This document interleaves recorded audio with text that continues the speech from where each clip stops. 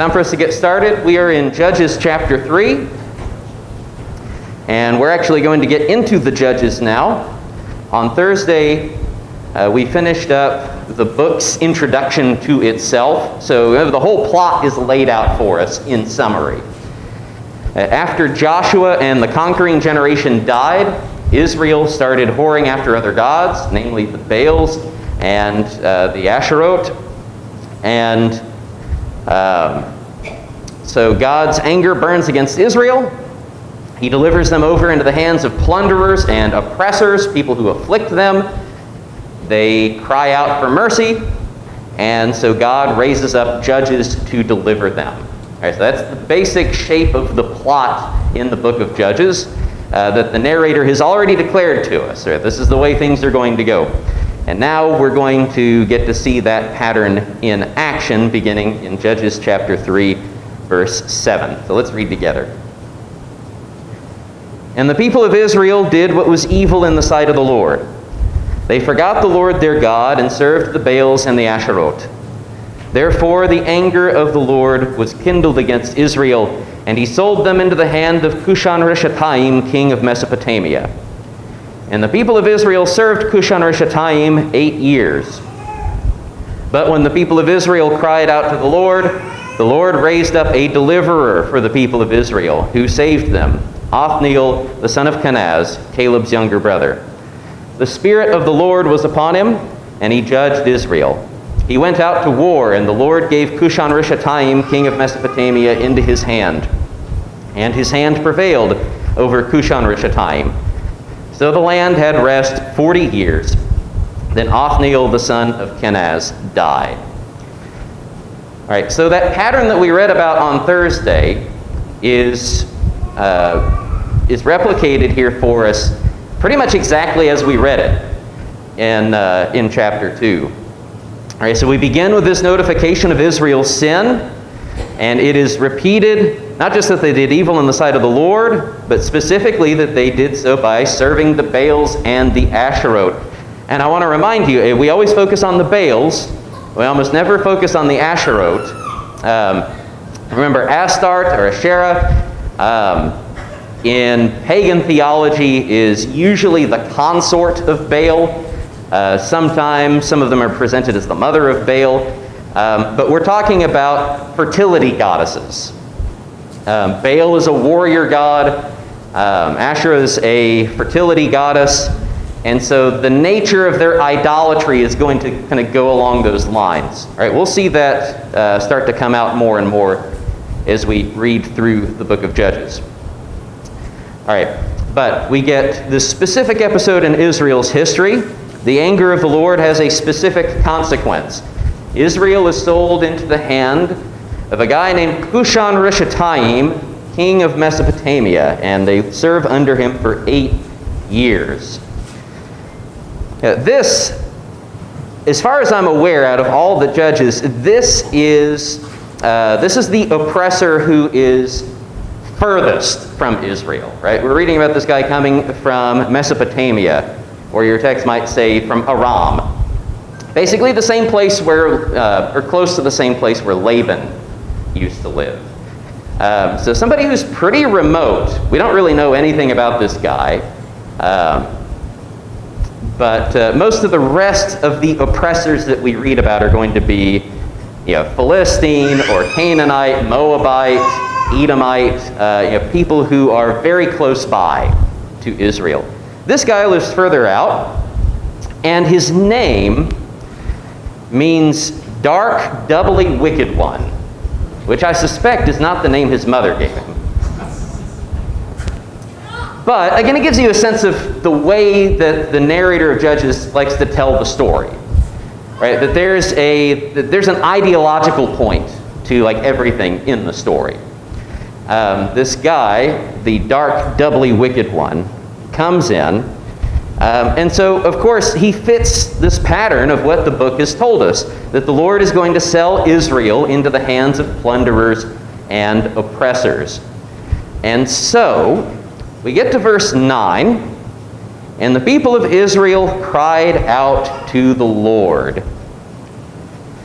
And on Thursday, we suggested that there is a question that we need to ask ourselves over the course of this story. We're going to, for the first time, I think last week, we saw in Judges chapter 2, remember the confrontation with the angel of the Lord at Bochim at the beginning of chapter 2.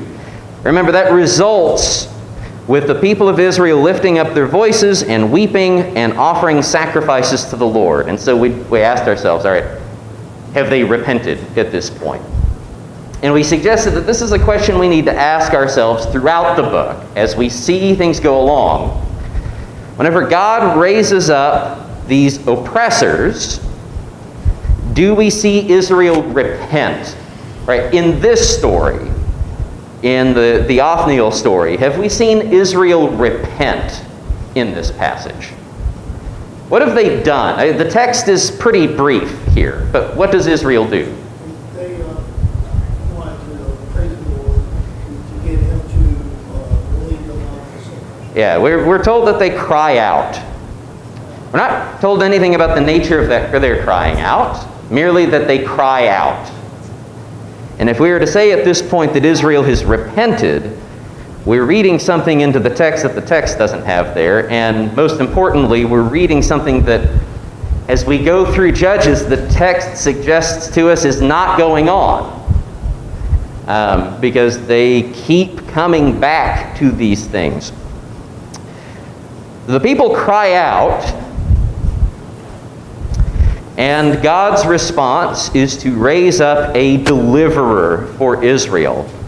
And remember, the word for deliverer is very similar to the name Joshua. Right? So as we go along, the judges are like little Joshuas. Right? There's no formal successor to Joshua in the book of Judges. And that's going to become a problem. Right? So at the beginning of the book of Joshua, for example, we read that Moses died, and God selected a successor for Moses, that is Joshua. And so he formally has that position as leader over the people. What we're going to read in the book of Judges, especially towards the end of the book, and y'all probably know this phrase, in those days there was no king in Israel, and what was the result of that? Do y'all remember? They did what was right in their own eyes. Every man did what was right in his own eyes. Very good. That's one of the big problems of Judges, is that there's no formal successor to Joshua. We have all these little Joshuas. Louise? I think that when I read this, that when you say they weren't sincere, I think sometimes people are sincere to a point. To a point, and then it expires. Like today, oh, we need you, and then once everything's going, great, people just slide back, and if they don't have a true leader like Joshua or Moses, then it's easier to slide back on this. Yeah, and that's a good point, because one of the things that we see Moses and Joshua doing is constantly shepherding the people in the ways that they're supposed to go. And we just don't get that with the book of Judges, by and large. Wayne? To me, this seems like the old family thing. That here's God the Father. Uh-huh. Here's his kiddies, his young'uns. Uh-huh. And they find themselves in a fix, and all of a sudden, Mommy! Uh-huh. Help! And that's what happened here, is they get pushed against the wall, and so he comes to the rescue. Right. The story is just... It's the classic, are you sorry for what you've done, or are you sorry you got in trouble for it? Yeah. Right? And that is the big question here. And sometimes, like Louise says, sometimes you feel like you're actually genuinely sorry at the outset, and then that feeling expires, and you're not so sorry anymore. We're going to find that with Israel as we go along. All right, so the Lord raises up Othniel as deliverer. We've already heard a bit about Othniel from earlier in this book and from the book of Joshua. Both books tell the same story about how whenever Caleb goes to conquer Hebron, he turns around later and he's going to go conquer Debir, which is nearby, and he says, anyone who conquers Debir for me, I will give him my daughter Aksa as a wife, and Othniel is the one who steps forward to do that. And then we get the story about Aksa asking her father for springs of water for this land that they have inherited. So we've heard that both in Joshua and here in Judges. His story here is fairly straightforward, right? And this is maybe what we would hope all of the judge cycles to look like, right? At least it's generally how we teach them. That the bad guys are bad and the good guys are good, and they're really easily identifiable, right? Who's the bad guy in the story? I don't know. Maybe the guy that's named Dark, Doubly Evil One. Right? Maybe he's the bad guy. Again, they're easily identifiable. There's no gray area at all in between them. The Lord blesses the good guys to beat the bad guys in a good way. All right, that's absolutely true in this story. This is like the ideal judge story, where Othniel just goes out, fights a battle, the Lord allows him to prevail over the enemy, and then the land has rest for 40 years. Wayne? Black hats and white hats. Right. And in this story, again, that's more or less true. The only even potential twist in the story just comes from Othniel's family, Othniel's background.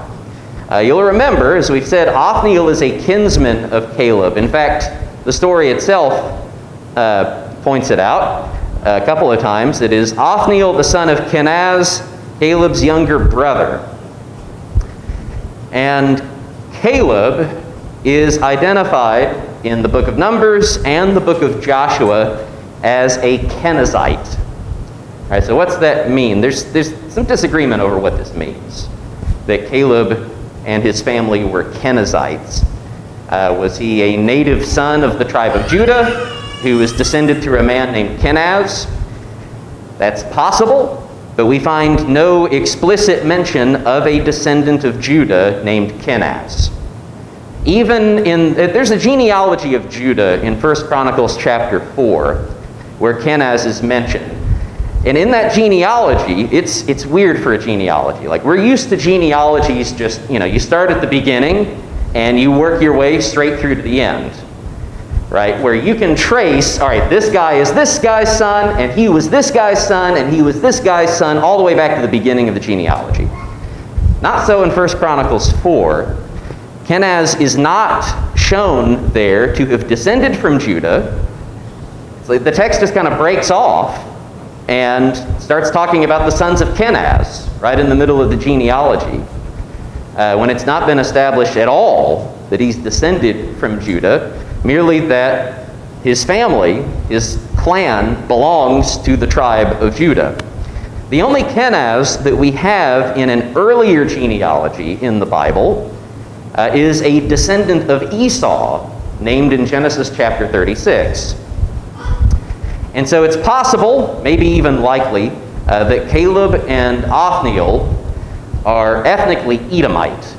Right? We know from the Exodus that the group of people that wandered from Egypt to the Promised Land were not all, what we would say biologically, sons of Jacob. Right? The scriptures tell us that it was a mixed multitude that went out. And we know that people came along and joined them. We've read some of those stories, like Rahab joining Israel as they're about to go in and conquer the land. So it wouldn't be unheard of to have foreigners holding high places in Israel. This is not the last time we're going to see this kind of thing either. In fact, famously, right, we remember the story of David and Bathsheba, right? Who is Bathsheba's husband? Uriah the Hittite. He's one of the mighty men, right? Very, very important member of David's cohort. He's not Israelite. He's Hittite, right? So it's not unusual to find influential men in high places in Israelite society who are not ethnically Jewish, for lack of a better word. So, John? Allow that to happen as long as they live like God's way. Right. Yeah, so we're talking proselytes. And this is important for us. Yeah. They were grafted in even before Jesus. They were grafted Right. into the tribe of Israel. Right, and this shows us ahead of time what God's general intent is. It wasn't Right? just That- to be this one master race. right, it's not ethnically exclusive. Correct. Exactly. And they were productive for Israel. They helped Israel get stronger. Exactly. And this, taking us forward to the New Testament, it shows of the folly of those that in the New Testament period wanted to limit the people of God to ethnic Israelites, because they have to ignore the laws, the law, the prophets, and the writings in order to say that. Right? From an Old Testament perspective, they don't have a leg to stand on. It's nonsense. So, good point. So much so to get back to their families. In Jeremiah 22, one of the reasons they were overtaken by the Babylonians because they didn't welcome the poor, they didn't take care of the widow. Exactly. And so they were punished by God for that exact For not taking people in. Correct. Very good. All right, so again, if this is the case, what the story presents us with is an irony. That you've got the great tribe of Judah that has to be saved by an Edomite. Right? That's the only potential twist to this story. Otherwise, it is pretty well a straight down the line good guy versus bad guy story. And the emphasis in this story is that it is the Lord delivering Israel. Israel's not delivering themselves. They've not done anything to merit this. It's the Lord who raises up Othniel. The Spirit of the Lord comes on Othniel. The Lord gives Cushan-Rishathaim into Othniel's hand. It's all the Lord's activity in this. Right? Obviously, Othniel has to be cooperating with this. He has to do his part. But it doesn't originate with Othniel. It originates with the Lord. And so the story concludes with this notice that Israel enjoys 40 years of rest, and then Othniel dies. Now, the book has already equipped us to see this death as something ominous, because what has happened so far in Israel whenever one of the leaders dies? Israel just goes, right? Israel had peace during the days of Joshua, but then he dies, and what happens next? Right? Israel goes astray. And so when we read that Othniel, the son of Kenaz, died, we are set up to expect that what happens next is not good. Any final questions or comments on Othniel before we continue to Ehud? I think there's kind of a prelude to this in Joshua with what's her name, the prostitute, Rahab, who is a Canaanite, who ends up being the one who saves the spies, which ends up being and hands the city of Jericho over to Israel. So it's like a very similar pattern. It is. It's almost like this is a pattern that the Bible wants us to pick up on. Very good. Yeah, it's good. It's good. Now this is exactly the kind of stuff that we're supposed to notice.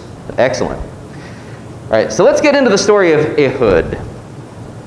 And what happens next is exactly what we would expect to happen next. But the story repeats itself. Verse 12. And the people of Israel again did what was evil in the sight of the Lord, and the Lord strengthened Eglon, the king of Moab, against Israel, because they had done what was evil in the sight of the Lord.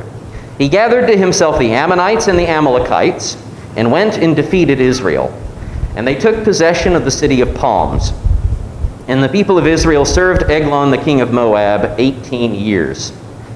Then the people of Israel cried out to the Lord, and the Lord raised up for them a deliverer, Ehud, the son of Gera the Benjaminite, a left-handed man.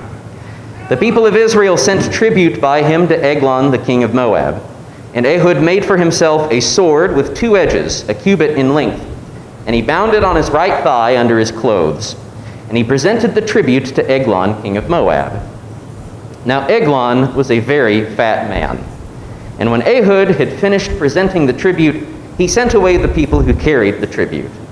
But he himself turned back at the idols near Gilgal and said, I have a secret message for you, O king. And he commanded silence, and all his attendants went out from his presence.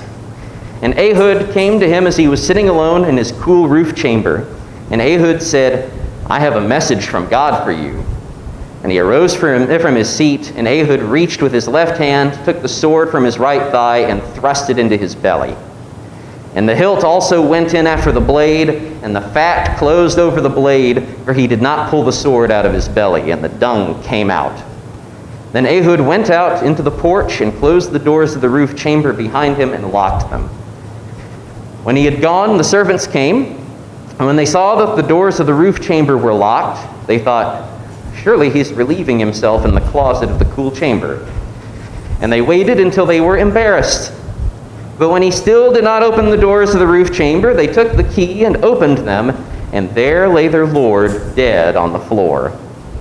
Ehud escaped while they delayed, and he passed beyond the idols and escaped to Seirah. And when he arrived, he sounded the trumpet in the hill country of Ephraim.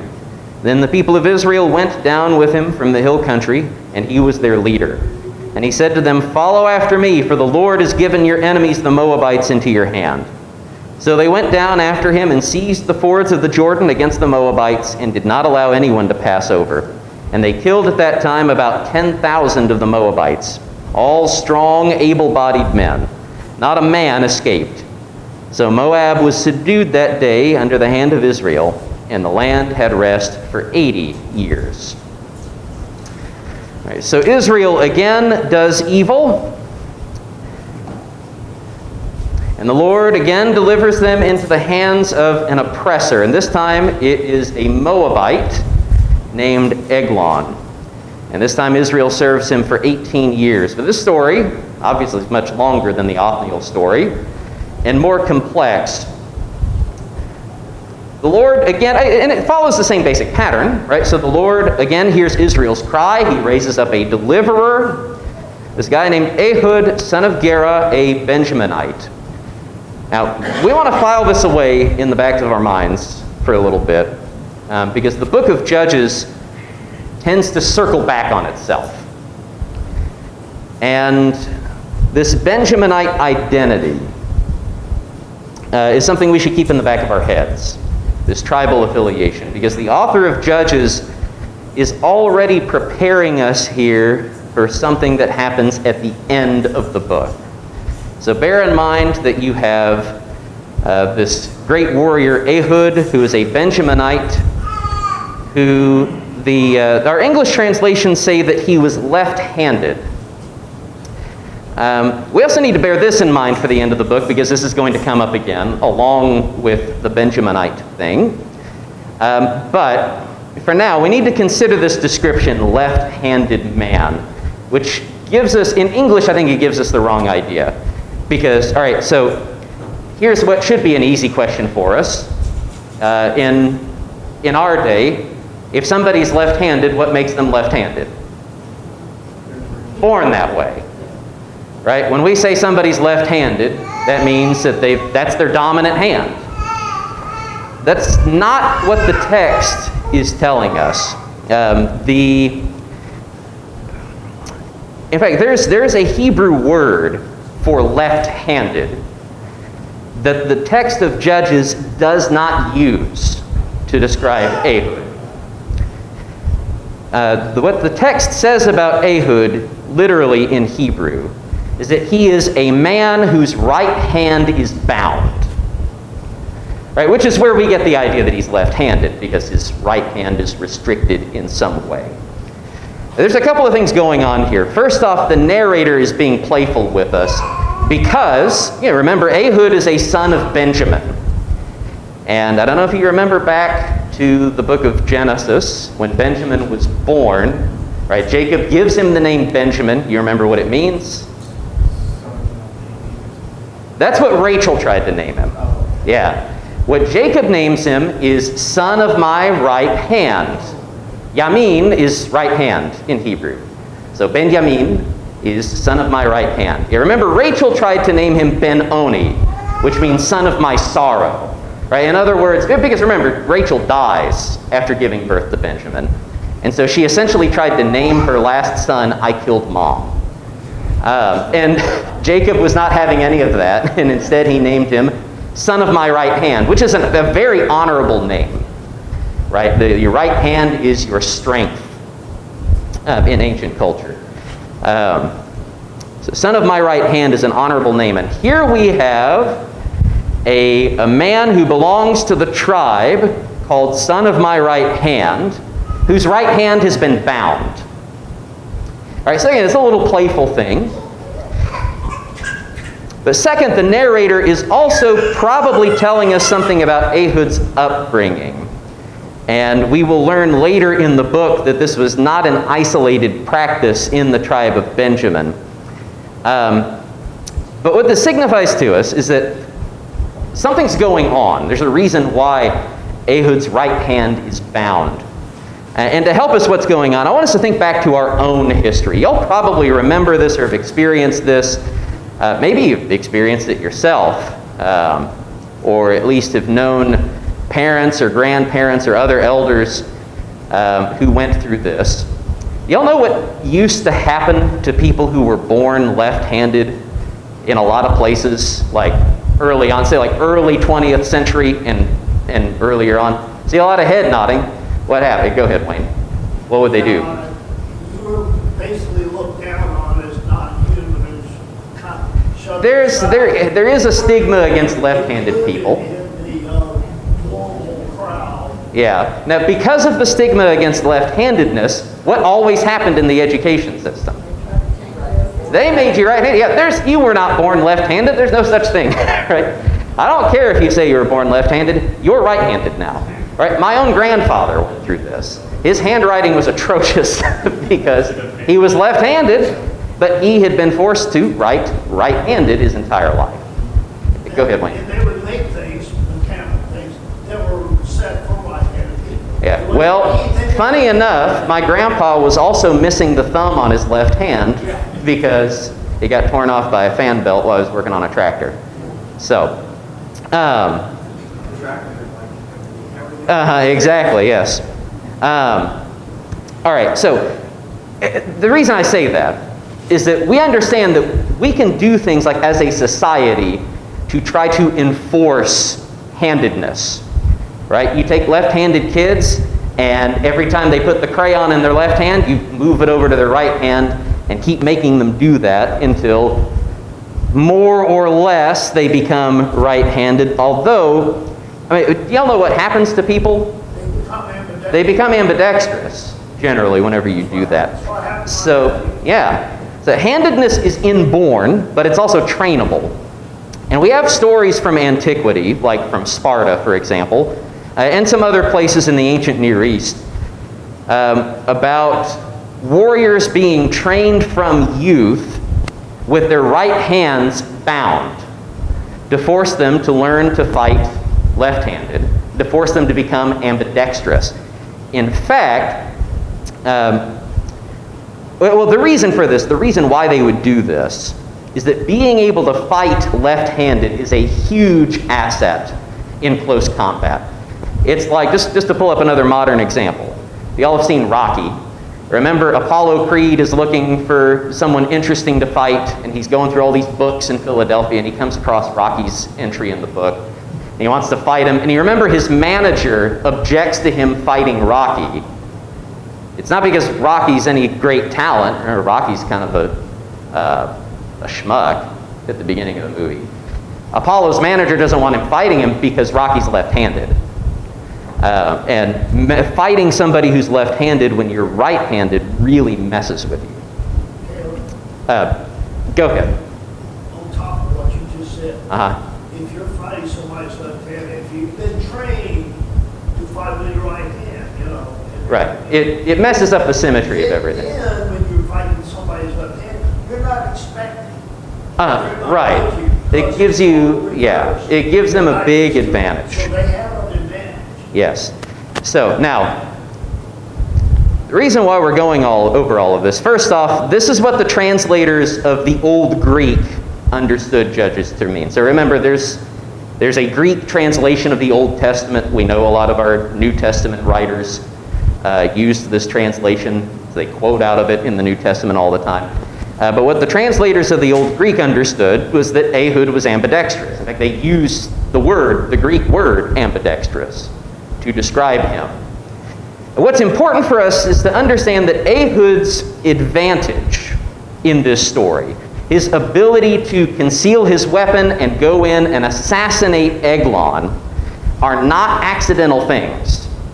Right? This is, for lack of a better word, Ehud is probably a trained assassin, which is why he's had his right hand bound.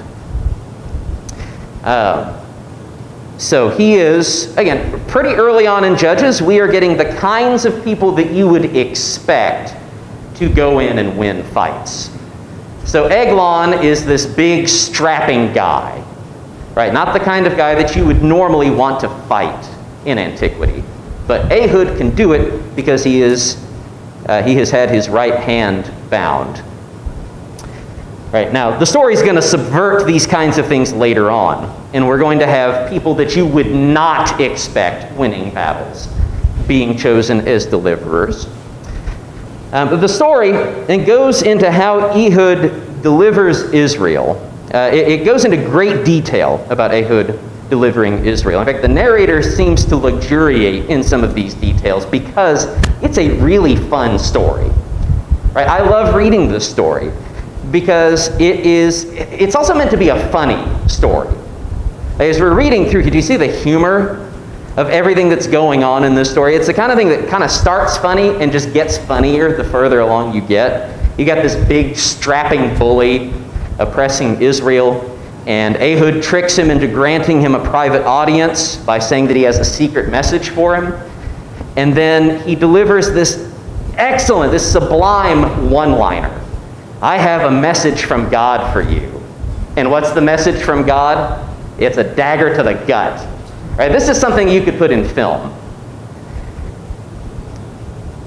And even the stabbing itself is presented comically. You've got the fat bulging out and closing over the blade. You've got the dung spilling out. And the follow-up to the entire thing is even funnier. After Ehud leaves, you've got these poor guards sitting out front, waiting on Eglon to come out, and they think that their king is inside his privy painting the town brown. And they wait, and they wait. Maybe he just had a little too much to eat. He is, after all, a very large man. And now all of a sudden, eventually, the text tells us they wait until they become embarrassed. And they have to go check on him, like, did he fall in? And yeah, it's a funny story, and it comes across in Hebrew, I think, even funnier than in English. And adding to the comedy of this story are a couple of layers of double entendre. Right? So the narrator of Judges is trying to get his Israelite audience to laugh at this story. This is not a drama.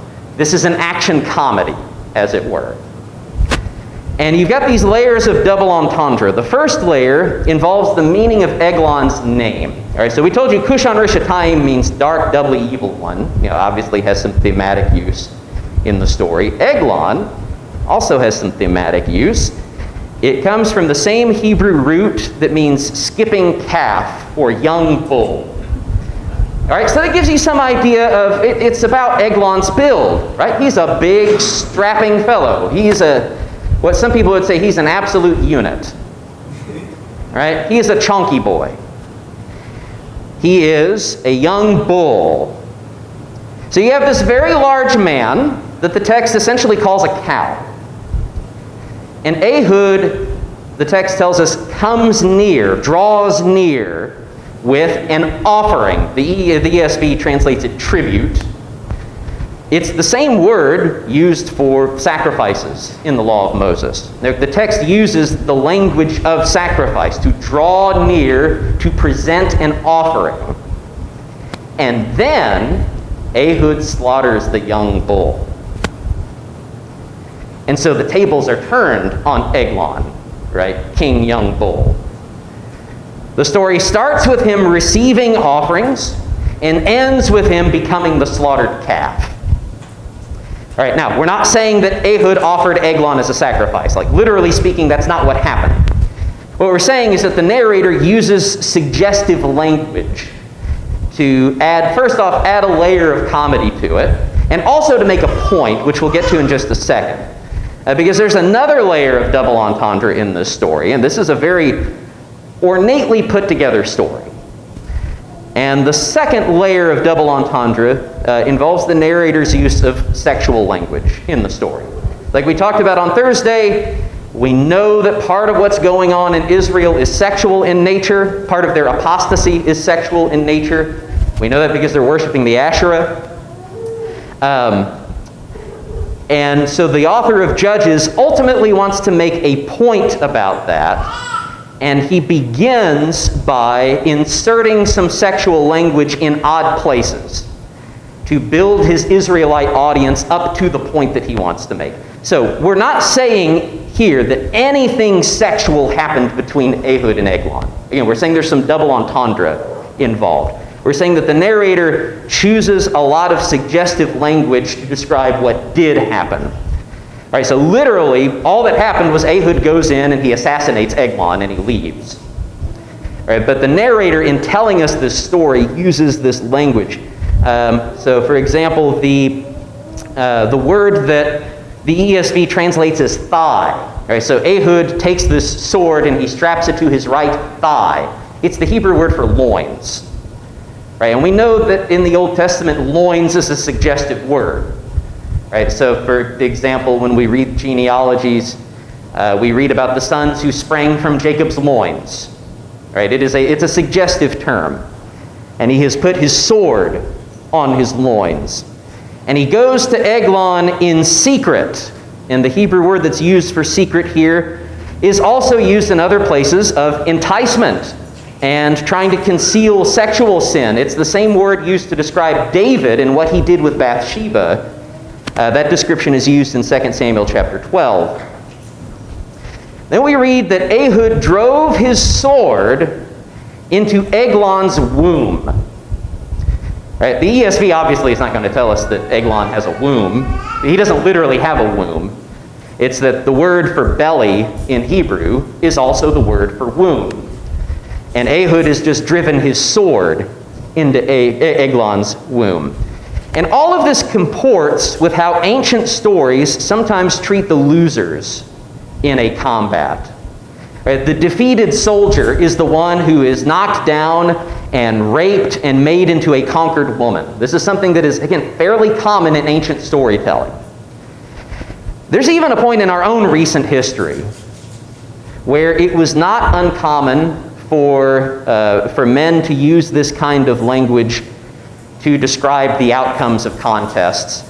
He got raped, right? That's generally not considered acceptable humor anymore, for good reason. But there's a time within living memory where it was not uncommon for men to talk to each other that way. Somebody got beat real bad in a fight, he got raped. That is essentially what the narrator of Judges is doing here, is he's presenting Eglon as being completely unmanned by Ehud. Now, why does the narrator of Judges engage in this kind of wordplay in the story? What are we supposed to do with it? First off, again, remember what gods Israel has taken to following. They follow the Baals, they follow the Asherot, gods of war and fertility. And remember where the story is going, right? Because this is going to be the real payoff. And I feel like I do need to kind of spoil things a little bit just to make this part of the story make sense. These double entendres point forward in the story. They're part of the narrator's strategy for convicting his Israelite audience. So when we get to Judges 19, towards the end of the book, it's the beginning of the last story in the book. That story is going to throw some of these things back at us. Right? Because remember, we said on Thursday that the story ends with a woman being raped to death. All right, she is murdered by being raped to death. And at that point in the story, it's as if the narrator is saying to his Israelite audience, oh, You don't find this kind of stuff so funny anymore? Well, you sure were laughing when it was Ehud doing it to Eglon. Right, the same thing happens in the story of Jephthah. Right, the double entendre about sacrifice is going to come back again to convict us when we get to the story of Jephthah, and specifically Jephthah's daughter. Right, because we know what Jephthah does to his daughter. You've heard the story before. And once again, the narrator is going to present us with something absolutely horrific in Israel's history. And we're going to be reminded that these horrific things that we're reading about later in the story are exactly the same kinds of things that maybe we were laughing at earlier in the book when they were just presented suggestively. All right, in other words, the narrator of Judges uses suggestive language here that later in Israel's history is going to become real. Right? Ehud doesn't rape anybody. Ehud doesn't sacrifice. It doesn't make a human sacrifice of anyone. But later Judges will. Right? Jephthah's going to make a human sacrifice. Israelites later on are going to rape someone to death. And it's, again, I think part of the narrator's narrative strategy to make Israel laugh at this point in the story as they are reading and or hearing, so that later on they are made to feel guilty.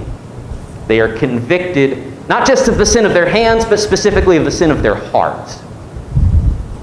The point is that reforming the heart is a serious and difficult matter.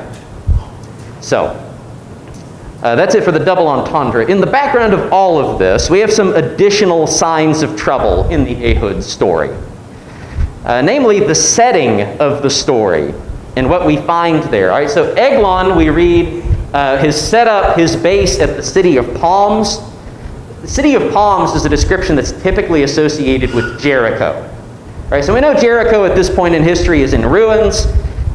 So Eglon is somewhere close to Jericho. And we read of another nearby landmark that Ehud runs past a couple of times.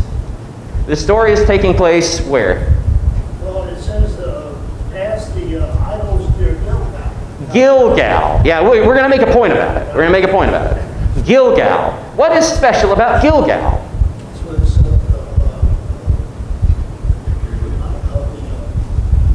Yeah, the River Stone Monument is set up at Gilgal.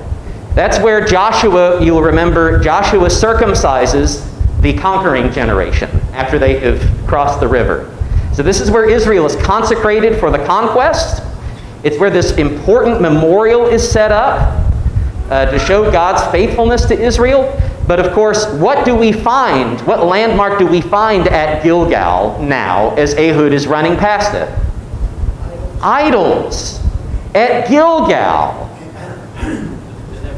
Wasn't Gilgal a high place? I think we read earlier where it was actually a high place, right? Yes. When that scripture, when they talk about the Asher pole being on high places. Yes, idolatry is done in the high places. So that's kind of where That comports with what we're reading here. And go ahead, Wayne.